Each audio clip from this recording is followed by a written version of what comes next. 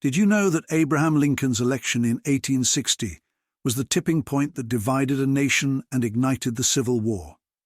With just one election, the United States faced its greatest internal conflict. Let's dive into how one president's victory led to war.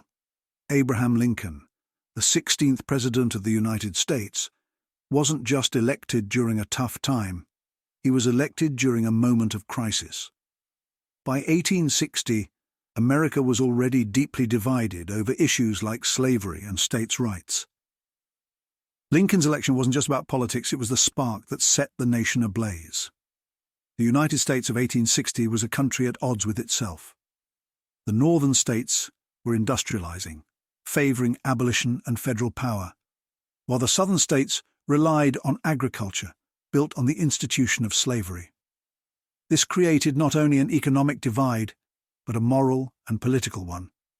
For years, tensions simmer. But by 1860, compromise seemed impossible.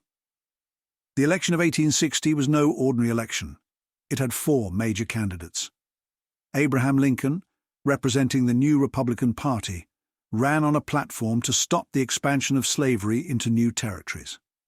His competitors, including Southern Democrat John C. Breckinridge and constitutional unionist John Bell, catered to pro-slavery or neutral stances. But Lincoln's stance appealed to the North, where his message resonated with industrial workers and abolitionists. But here's the kicker. Lincoln wasn't even on the ballot in 10 Southern states. His victory was purely sectional, showing how fractured the nation had become. For the South, this was unacceptable. Lincoln's election confirmed their fears. The federal government was no longer representing their interests. The breaking point came in December 1860, just weeks after Lincoln's victory. South Carolina became the first state to secede, quickly followed by 6 others. They formed the Confederate States of America, with their own president, Jefferson Davis.